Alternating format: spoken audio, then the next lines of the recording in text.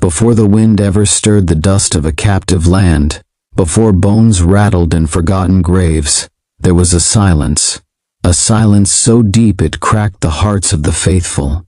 Jerusalem had fallen. The temple, the holy place of God's presence, stood desecrated. The people wept in Babylon, their harps hanging unused on willow trees, their tongues stilled in sorrow. But God had not forgotten his people. Far from the temple, in a strange land by the river Shebar, the heavens would open again. This is the story of a priest turned prophet, a man chosen to bear the unbearable, to speak when no one would listen, to see what no one else could comprehend. His name was Ezekiel, son of Buzi, watchman, visionary, exile, and vessel of divine fire. His words would burn, his visions would shake the very bones of a nation, and through him, God would unveil his judgment, his mercy, and a glory that would depart, only to return. This is not just prophecy, it is a divine thunderstorm, a spiritual war cry, a promise buried in the valley of death, waiting to rise again. Prepare yourself, Ezekiel is about to speak. The wind was dry in the land of exile, scratching across the plains of Babylon like a whisper of forgotten dreams. The river Shebar shimmered under the weight of the sun, its gentle current carrying away the fragments of a once great people now scattered in shame. Amid the tents of the captives, where songs had faded and hope lay buried, a man sat alone. His eyes, once full of priestly training and youthful devotion, now stared long into the distance. His name was Ezekiel, son of Buzi, born from the bloodline of priests, yet destined for something far stranger than temple duties. He had turned 30, a sacred age in the line of priests, the year of stepping into one's holy office. But there was no temple, no incense to burn, no altar to cleanse. Only exile, only Babylon. And yet, on that day, the heavens did not forget their agreement. The sky cracked open. It was not a storm, it was not thunder, it was something else, something far more terrifying. The wind began to rise, swirling around Ezekiel like the breath of eternity. He fell to his knees as his eyes were opened to a realm beyond what flesh could comprehend. He saw a storm cloud approaching from the north, blazing with fire and flashing with lightning, a great cloud full of brightness, and in its center, something like glowing metal. Then he saw them.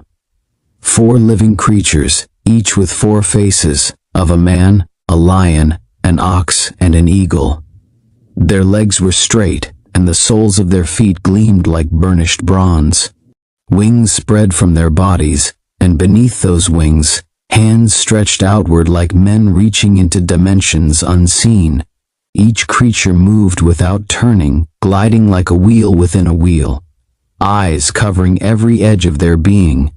Above them stretched an expanse like crystal, and above that, a throne, and seated on the throne, a figure like a man, shining like fire from the waist up, and glowing like burning bronze from the waist down. A rainbow surrounded him, and in that holy brilliance, Ezekiel saw the appearance of the glory of the Lord. He fell on his face, trembling, as the voice of the Almighty thundered like rushing waters. "Son of man," the voice called, "stand on your feet, and I will speak with you." The Spirit entered him, powerfully, suddenly, and lifted him to his feet. His bones shook, his soul burned, and the voice continued, "I am sending you to a rebellious nation, to the house of Israel, to a people who have turned their face from me. They are obstinate and stubborn. But you, Son of man, shall speak my words to them, whether they listen or refuse to hear, for they are a rebellious house." Then before his eyes a scroll appeared, covered front and back with words of lamentation, mourning, and woe. And the voice commanded, "Eat what I give you. Eat this scroll and go, speak to the house of Israel." Ezekiel opened his mouth. The scroll was bitter to the eye, but as he swallowed it, it tasted as sweet as honey. yet it filled him with a fire that could not be quenched. He was no longer merely a priest. He was now a prophet, God's watchman in exile. He sat among the exiles at Tel Aviv for 7 days, silent, overwhelmed by what he had seen. A heaviness settled on him like a mantle.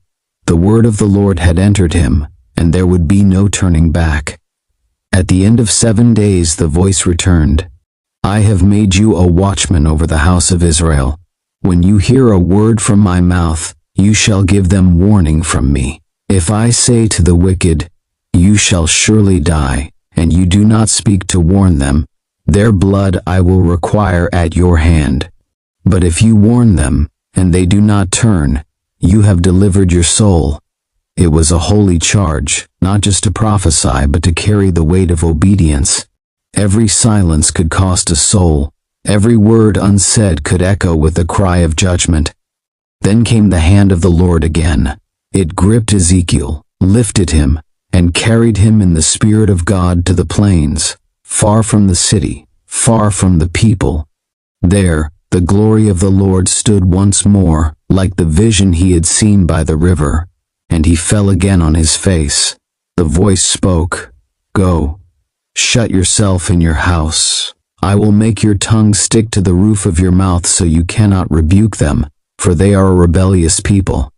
But when I speak with you, I will open your mouth, and you shall say, 'Thus says the Lord God.'" And just like that, silence fell upon Ezekiel. The prophet could no longer speak on his own will.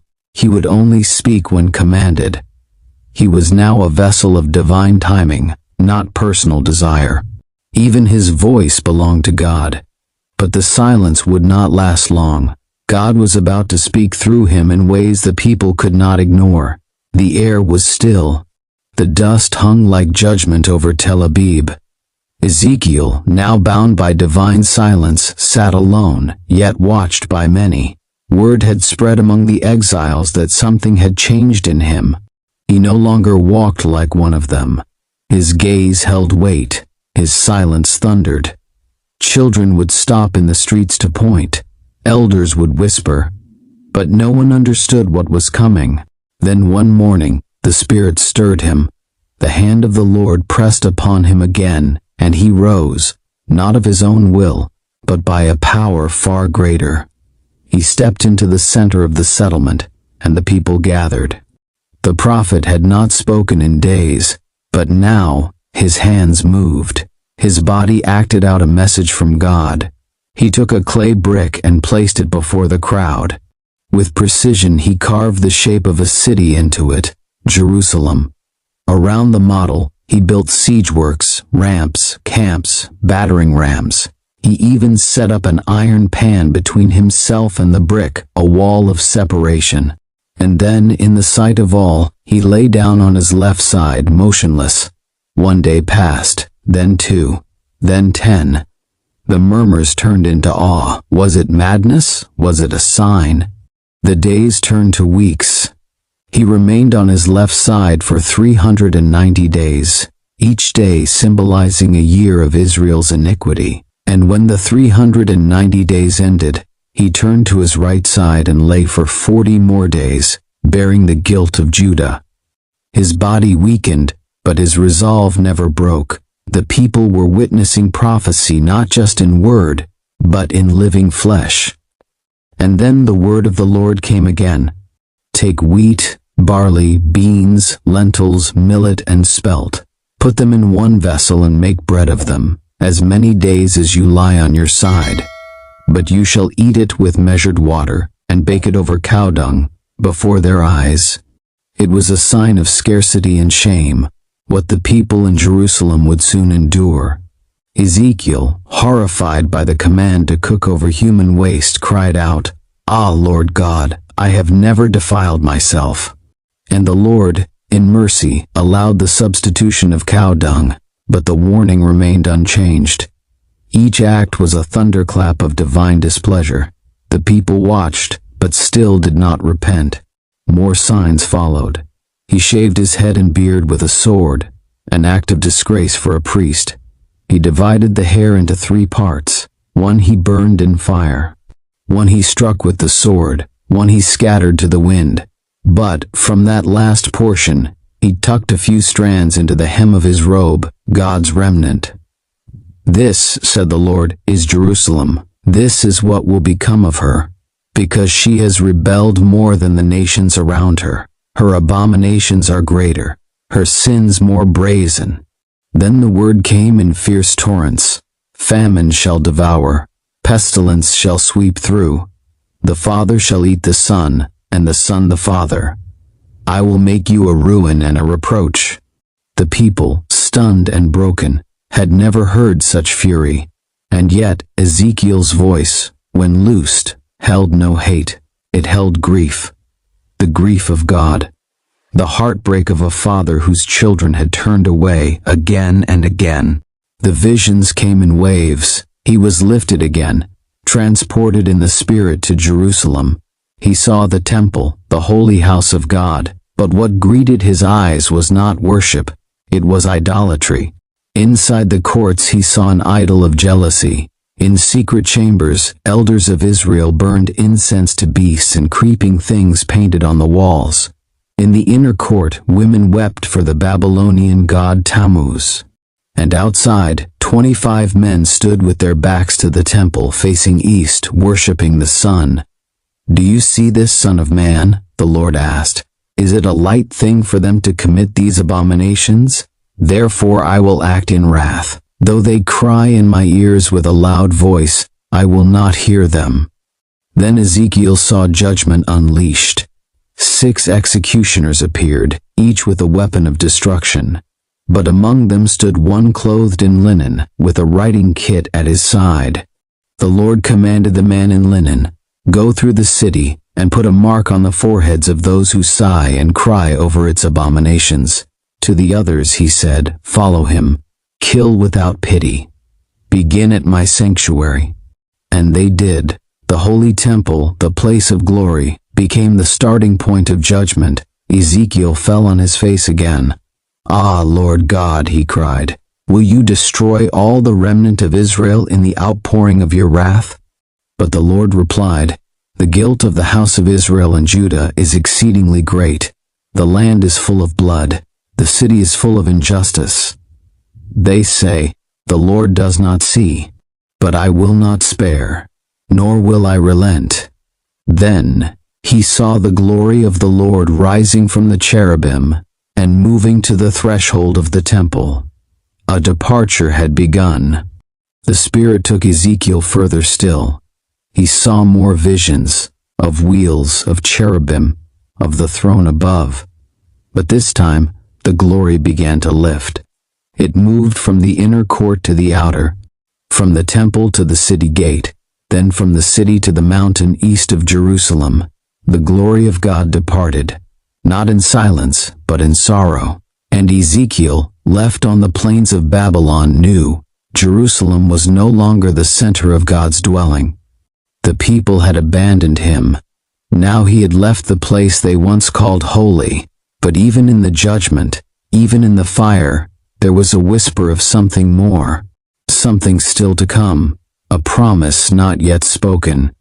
Ezekiel lay face down on the floor of his dwelling, breath shallow, soul worn. The weight of what he had seen clung to him like ash from a smoldering altar. The image of the Lord's glory rising, lifting, departing from the temple, it echoed in his spirit like thunder after lightning. Was this the end? Had God truly withdrawn forever from his people? But just as despair threatened to root itself deep within him, the voice of the Lord came again, low, deliberate, and full of power. "Son of man, set your face toward the mountains of Israel, and prophesy against them." So Ezekiel stood once more, face turned toward the distant hills of a homeland he could no longer reach. His voice rose like the trumpet of judgment across the plains of exile. "Thus says the Lord God to the mountains and the hills, to the ravines and the valleys, Behold, I will bring a sword upon you. Your altars shall become desolate, your incense altars shall be broken, and your slain shall fall in your midst." He spoke with fire, not his own, but heaven's fire coursing through mortal lips. For all your high places, for every carved image and every altar stained with blood, I will stretch out my hand. Yet I will leave a remnant, those who escape and remember me among the nations where they are carried captive. Even in wrath there was a thread of grace, a sliver of mercy tucked beneath the steel of judgment. And then came the lament. Alas, Ezekiel cried, a sword is sharpened and polished for slaughter. It gleams like lightning. Shall we then make mirth? He wept aloud for the princes of Israel, for those who ruled with oppression and bloodshed. The Lord's sword would not return empty. It was coming, and nothing would stop its swing. And again, the Lord gave him a parable. Take a vine, once fruitful, once noble, and see how it is burned at both ends. Its middle is scorched. Is it useful for anything now? The vine, of course, was Jerusalem, once chosen, once holy, now reduced to kindling. And then, a bitter command. Son of man, behold, I take from you the desire of your eyes with a blow, yet you shall not mourn or weep. Ezekiel trembled. The desire of his eyes? His wife, his companion, the one bright thing in exile. That evening she died. And in obedience to the Lord, Ezekiel did not shed a public tear. He did not mourn like the others. No sackcloth, no ashes, no wails. The people came to him in confusion. Will you not tell us what these things mean for us? They asked. And Ezekiel answered with a voice that had been broken and remade in the furnace.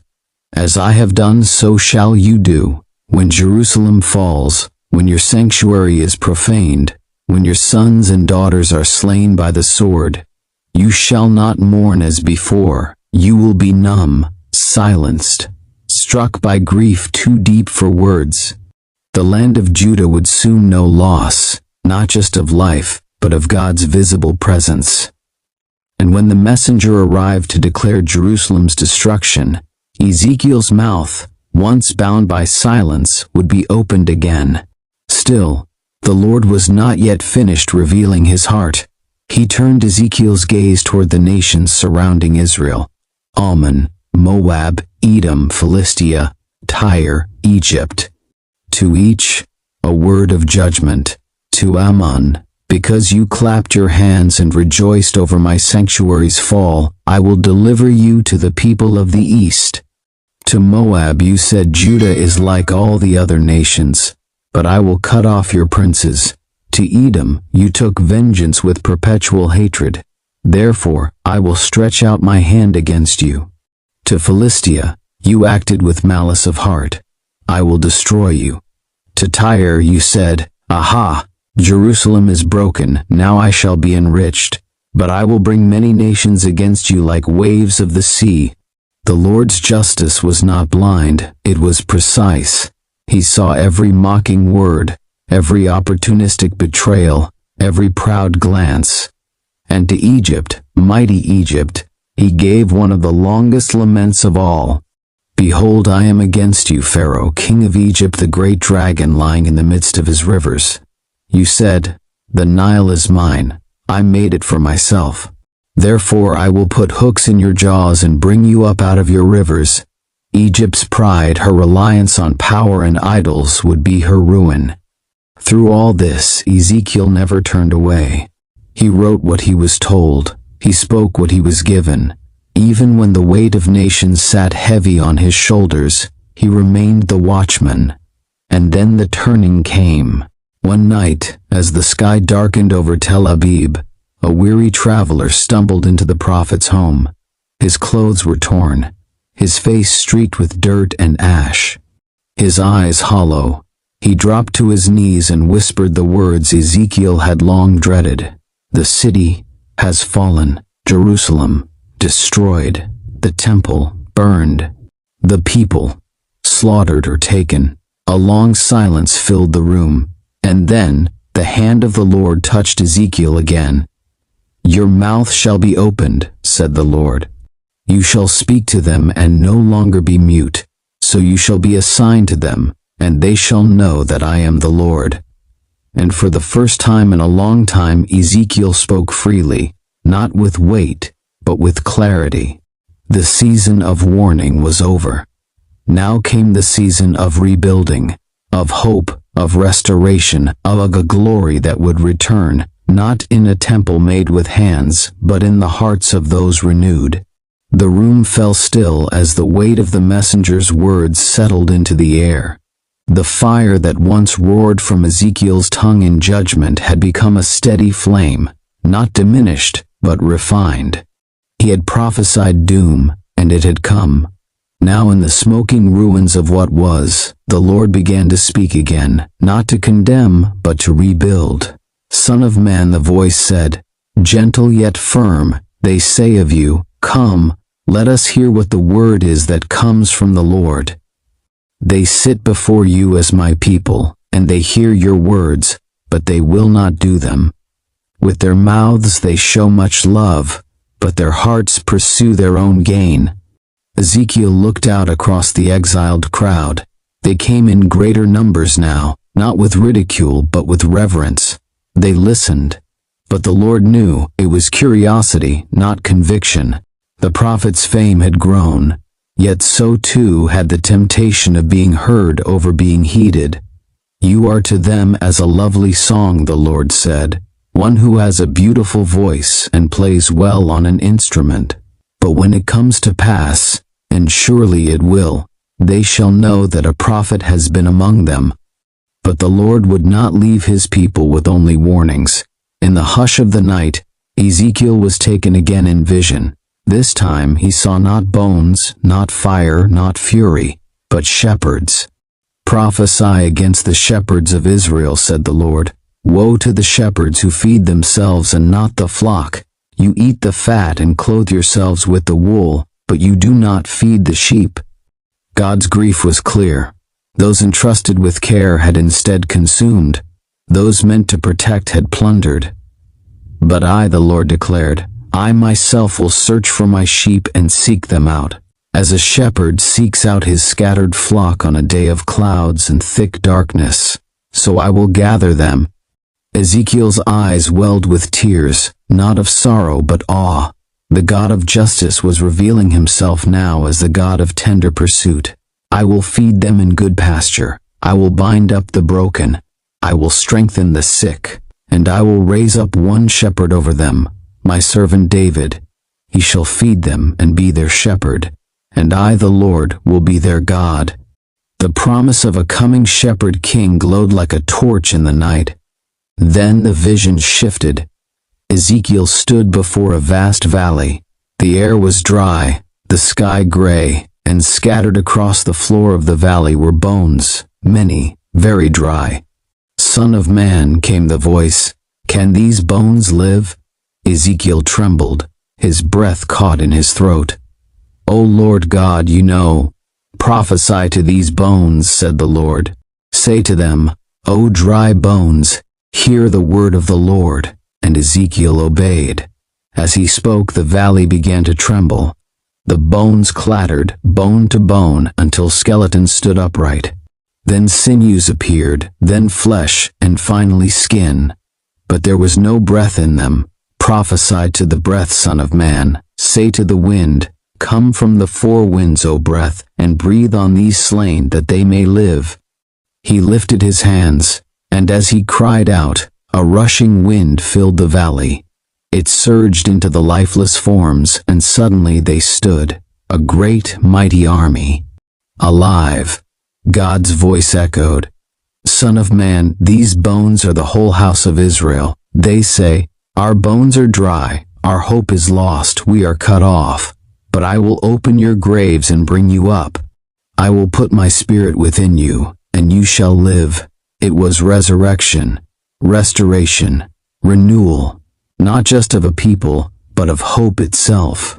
In another vision, Ezekiel saw two sticks, one for Judah and one for Joseph. As he held them, they joined in his hand and became one. "This," said the Lord, "is what I will do. I will reunite my people under one king. They shall no longer be two nations. My servant David shall be king over them, and they shall all have one shepherd. The future was unfolding in God's hand. Not only a return from exile, but a return to covenant. A new heart, a new spirit, a people fully God's. And yet, before this promise could fully unfold, a final battle was shown. The Lord carried Ezekiel in vision to the farthest reaches of the earth. There, he showed him Gog, prince of Magog, and a great army assembled from the nations. They would come like a storm, covering the land like a cloud. But on that day the Lord said, My fury will rise. I will summon a sword against Gog. I will rain down fire and brimstone. And I will magnify myself and sanctify myself, and they shall know that I am the Lord. The nations would rage, but God's justice would roar louder.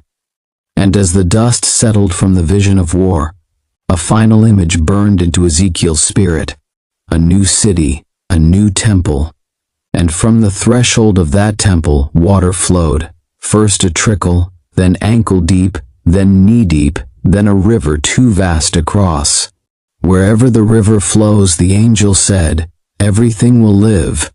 Ezekiel stood in stunned silence. On the banks of the river grew trees whose leaves did not wither, whose fruit did not fail.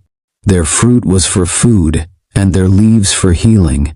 And from the temple, the glory of the Lord returned, brighter, fuller, more radiant than ever before. The voice spoke once more. The name of the city from that day shall be, The Lord is there. Ezekiel had seen the glory of God depart from the temple. He had seen the bones rise, the nations rage, the hope reborn. But now he stood at the edge of a mystery deeper than vision, something not merely to behold but to live inside of. The Lord's Spirit had not just given words to speak, it had carved something eternal into his bones. The fire in his heart had become an altar, and the message he bore was no longer only for the exiles. It was for generations yet to come. The Lord returned to him again. Son of man, the voice called, describe the temple to the house of Israel, that they may be ashamed of their iniquities. Let them measure the pattern. And Ezekiel, obedient as ever, began to declare every wall, every cubit, every threshold of the great temple shown to him in vision. But this was no mere architectural blueprint.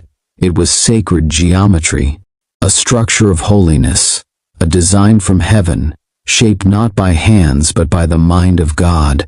The measurements echoed with meaning. Each chamber, each gate, each altar stone whispered a message. This is the place where I will dwell among my people forever. The temple was the heart, the presence, the throne, the place where heaven and earth would embrace once again. But this temple had one source of life that pulsed at its center, the river. Ezekiel was brought back to it. He stood where the stream had first trickled from under the threshold, but now it had swelled into a living flood. The man measuring the waters beckoned him forward. They stepped in, ankle deep, then knee deep, then waist deep, until at last Ezekiel could no longer walk, he had to swim. This river, the man said, goes down into the desert, into the Arabah, and flows into the Dead Sea. Its waters heal, and every creature that swarms where the river goes will live. And Ezekiel saw it, life blooming in the wasteland, fish teeming where only salt had existed, trees lining the banks, their leaves shimmering with light, bearing fruit every month. Their fruit will be for food, the angel said, and their leaves for healing. It was Eden, restored, a new creation. And yet, there was more. The Lord began to give Ezekiel instructions, not just about worship or architecture, but about inheritance, justice, and the boundaries of the land. The land was to be divided again, not by power or conquest, but by equity and holiness. No longer shall my princes oppress my people, said the Lord. They shall give the land to the house of Israel according to their tribes. And then Ezekiel saw the great altar, burning with sacrifice, not the hollow ritual of old, but a holy fire of restoration. On this altar, said the Lord, offer a sin offering to cleanse the sanctuary. Then the priests shall offer burnt offerings and peace offerings, and I will accept you. The people who had once defiled the land would now be invited to sanctify it. God was not casting them off. He was bringing them home heart by heart. And as Ezekiel beheld the priests, clothed in garments of linen, ministering before the Lord with reverence, he saw something new, something deeper. A city. It lay in the distance, not the old Jerusalem fractured and burned, but something radiant and whole. The gates of the city bore the names of the 12 tribes, Reuben, Judah, Levi. Each gate was a witness, a declaration that all of Israel would belong in this new dwelling. And above the city, written like fire across the sky, was the name of names, Yahweh Shammah. The Lord is there. This was the fulfillment, not just of prophecy but of presence. The glory that had once lifted from the temple now returned, not just to a building but to a people. And Ezekiel stood, arms lifted, not as a priest or even a prophet, but as a witness. He had seen death, and now he saw life. He had spoken judgment, and now he declared mercy. He had walked through fire, and now he stood in the river of healing, the river of God. And through his voice, the captives would remember. Through his vision, the future would awaken. Through his obedience, a nation would rise again, not by sword, not by strength, but by the breath of God. The wind carried silence across the valley. Not the silence of absence, but the kind that hummed with something on the verge of awakening. Ezekiel stood once more by the river Chebar, but everything had changed. He had seen wheels within wheels, fire and thunder, judgment and promise. He had seen exile. He had tasted it, but now he saw return. The words the Lord had spoken were no longer burdens. They had become seeds buried deep into the heart of a wounded people. And just like those dry bones, something was beginning to stir. The elders who once mocked him now listened, some out of fear, others out of hope. Many with tears in their eyes, because somehow, even though they had lost everything, Ezekiel's words gave them something greater, a future. The people began to gather, not to plot a rebellion or mourn their past, but to hear, to ask, to wonder aloud if perhaps, just perhaps, God had not abandoned them forever. Is he really coming back? They would whisper. Ezekiel did not answer with certainty. He answered with vision. There will come a time, he told them, when the prince will sit in the gateway, not to conquer, but to lead in peace. The waters from the temple will flow into every dry place, and the name of the city will be, The Lord is there. Some wept, others scoffed, but deep down even the cynics dared to believe for one fleeting second that mercy was still possible. And Ezekiel? He had become more than a prophet. He was a symbol of restoration, a walking reminder that the same God who judged in fire also rebuilt in grace. And then, in the quiet of the night, when the moon crowned the river and stars danced like promises across the heavens, Ezekiel prayed, not loudly, not as a prophet, but as a man who had stood between heaven and earth. Lord, he whispered, will they hear you? Will they return to you? The wind rustled the reeds along the Chebar, and in that breath of night, Ezekiel felt it again, the unmistakable presence of the glory he once saw departing from the temple. But now, it hovered near, as if waiting, not forcing, not thundering, but ready. Ezekiel opened his eyes. The vision had not ended. It had only just begun. The exiles, scattered like broken vessels, would one day be gathered again. The temple, desecrated by kings and idolaters, would rise anew, not in stones alone, but in the hearts of those who longed for the presence of God. And one day, from this line of faithfulness, from this remnant of obedience, another voice would rise, one who would speak not just to Israel, but to the world. A shepherd, a savior, a son of man. But for now the river flowed, and the watchman watched, and the word of the Lord still came. Ezekiel, prophet of the storm and the stillness, stood tall beneath the stars, knowing his task had not ended. It had only deepened, for though kingdoms would rise and fall, though temples would burn and be rebuilt again, the word of the Lord endures forever. And in every exile there is a river, and in every ruin there is a seed, and in every silence the Spirit still speaks. The days turned long in the land of exile, yet for Ezekiel, every moment carried the weight of eternity. Dreams were no longer mere images, they were messages from a realm beyond the veil of dust and time. And one night, as the sky grew heavy with stars and silence clung to the tent walls, the hand of the Lord came upon him once again. But this vision was different. It was not fire, not wheels, not cherubim with thunder in their wings. It was a valley, a vast hollow valley, filled with bones, dry, brittle, lifeless bones stretching as far as the horizon, not buried, not honored, just scattered. Forgotten. Like the hope of a people who had once danced in Jerusalem and now hung their heads in Babylon. Son of man, the voice thundered within him, can these bones live? Ezekiel swallowed. He dared not speak too quickly. O sovereign Lord, only you know. And then came the command, prophesy to these bones. He looked around, windless, breathless, dead things spread before him, and he raised his voice into the impossible. Dry bones, hear the word of the Lord. This is what the sovereign Lord says, I will make breath enter you, and you will come to life. As soon as the last word left his mouth, the ground trembled.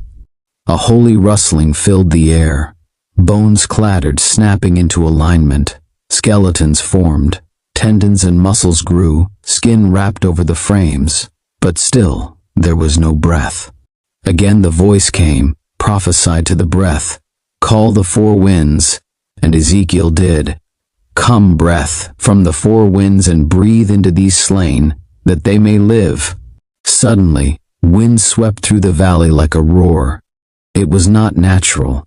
It was not of earth. It was the Spirit, the very breath of the Almighty, and as it moved, the lifeless rose. An army, a great and mighty army stood where once only bones lay forgotten. Ezekiel stared in awe, and then came the interpretation. These bones are the whole house of Israel. They say, our bones are dry, our hope is lost, and we are cut off. But I will open their graves, bring them out, and bring them back to the land I promised. The prophet's heart thudded with holy fire. This was not just a vision of national revival, it was resurrection. It was redemption. It was a divine promise that God's people would never be truly forsaken, no matter how scattered, how broken, how forgotten. And Ezekiel, the once reluctant priest, now stood fully in his calling, prophet, intercessor, bridge between the living and the lifeless. He woke with tears in his eyes, not sorrow, but awe, because God had shown him the end of despair. He had revealed that even the dead places, those no one believed in anymore, could be filled with life again. The people around Ezekiel were still exiled, still mourning, still doubting, but he had seen what could be, and he would spend his breath calling for it, until every grave cracked open, every heart dared to hope, and every soul remembered that God still breathes. The wind had returned to the land, though not all felt it. Some still sat in silence, lost in grief. Others muttered of the past, of temple stones and kingly crowns long vanished beneath Babylon's shadow. But Ezekiel walked differently now. He had stood in a valley of bones and watched resurrection. He had heard breath move across the dead. He had seen what God could do when all hope was gone. So when the Lord spoke again, Ezekiel no longer flinched. He leaned in. This time the word came not as fire or storm, but as wood. "Son of man, take a stick," the Lord said, "and write on it, for Judah and the Israelites associated with him. Then take another stick, and write on it, for Joseph, the stick of Ephraim, and all the Israelites associated with him. Join them together into one stick so they will become one in your hand." It seemed strange, so small. But Ezekiel obeyed, and when the exiles saw him holding the joined sticks, they gathered like children around a storyteller. "What does this mean?" they asked. And Ezekiel, eyes burning with vision, replied, "This is what the sovereign Lord says.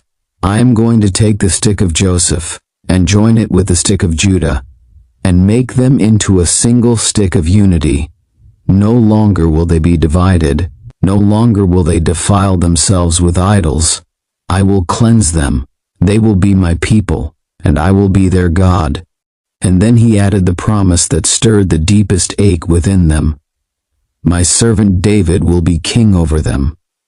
There had been no Davidic throne since the captivity, but now, in their pain and longing, came a prophecy of a future king, one who would not merely rule, but shepherd. Not a tyrant, not a conqueror, but a covenant keeper, a Messiah. Ezekiel felt the weight of it. He didn't fully know how or when, but he understood this. Something holy was still ahead. It was more than political. It was more than national. It was redemption in its purest form. And that redemption would not be carved in stone or sealed in scrolls. It would walk among them. Flesh and spirit, a Prince of Peace. The elders who once scoffed now nodded in wonder. Mothers repeated the words to children around fires. Old men remembered the music of Zion and wept, not for what was, but for what could be. The two sticks, once symbols of separation, had become a prophecy of unity. And though they were still in Babylon, they began to live like people who believed something greater was coming. Ezekiel carried the joined sticks wherever he went, not as a prophet's tool but as a sign, quiet, powerful, unwavering. And in his heart he whispered a prayer. "Lord, let them hold fast to the hope you've spoken. Let them wait for the shepherd king, and let them not forget that the wind you sent to raise dry bones can also raise a nation." The stars burned high above the plain, silent witnesses to the unfolding redemption. And in the stillness of the night, somewhere deep in the heavens, the future stirred, waiting for the fullness of time. The silence in Ezekiel's tent was broken only by the scratch of his stylus on scroll. He had become a man familiar with mysteries, a scribe of thunderous visions. Yet what came next would stretch the limits of even his prophetic imagination.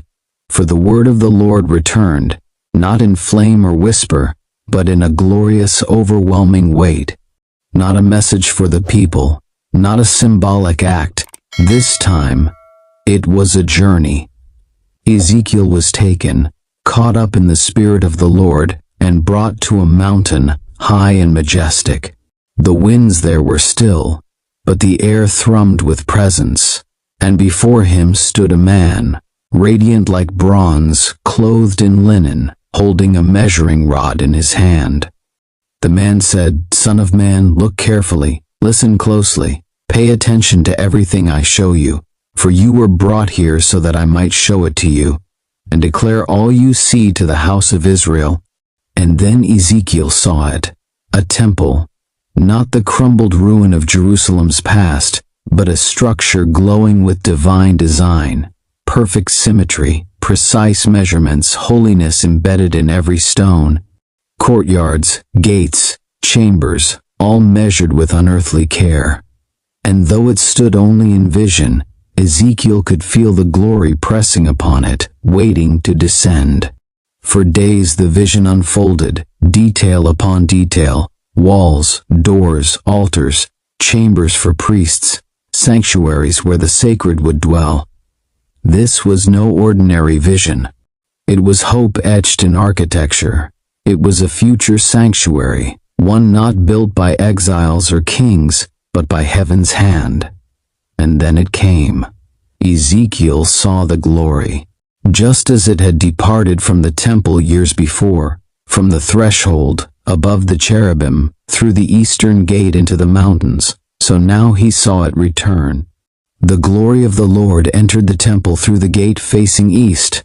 The prophet fell face down as the earth trembled and the air became thick with awe. And a voice called from within the temple, "This is the place of my throne, where I will dwell among the Israelites forever." Ezekiel wept, not with sorrow but reverence. Because the glory had returned, not to punish, not to consume, but to dwell. It meant forgiveness. It meant restoration. It meant God had not given up. The Spirit lifted him to his feet and led him further, showing him the inner sanctuary, the regulations for worship, the roles of priests, the sacrifices of atonement. Every part of this vision told a story, not just of rebuilding, but of reunion, not just of structure, but of presence. This wasn't a return to the past. It was a foretaste of the kingdom to come. Back in Babylon, Ezekiel opened his eyes, still trembling. The vision burned behind his eyelids, too real to dismiss, too holy to speak of lightly. He didn't know when the temple would come or how. But he knew this. God was not finished. His glory would return, and his dwelling would not be in ruins, but in restoration.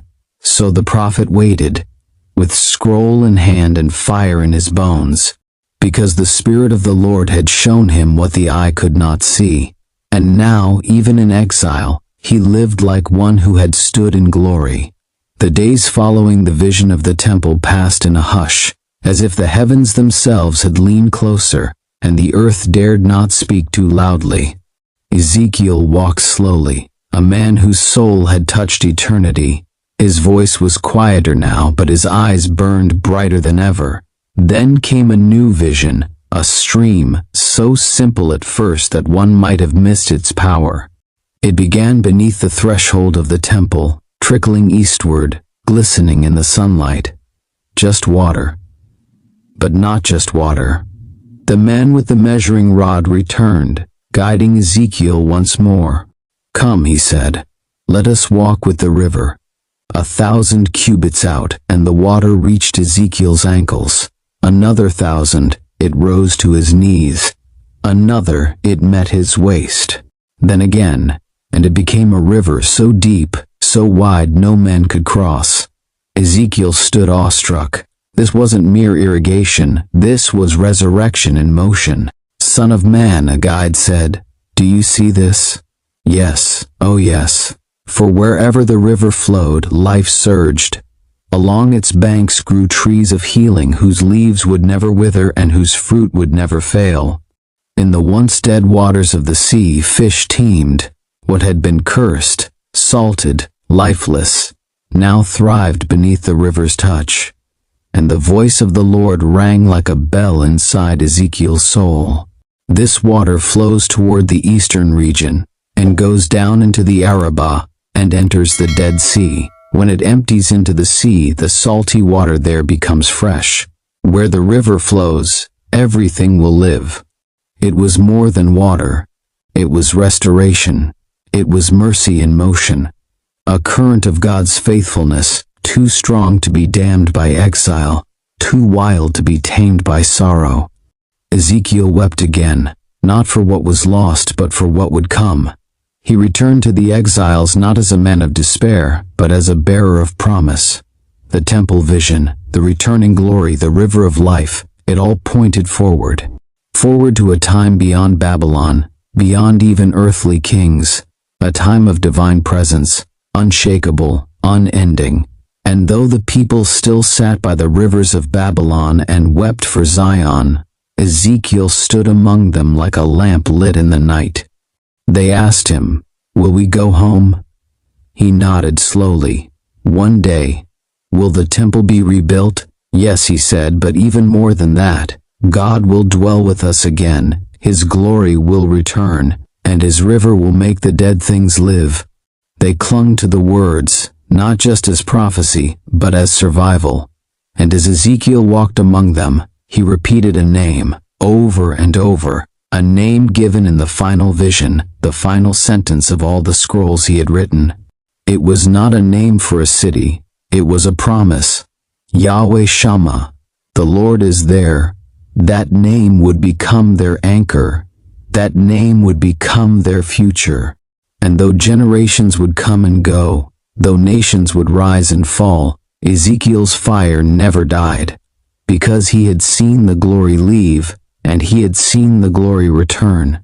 And now he lived for the day when every valley would be filled, every grave would be empty, and every exile would come home to a city where God Himself would dwell forever.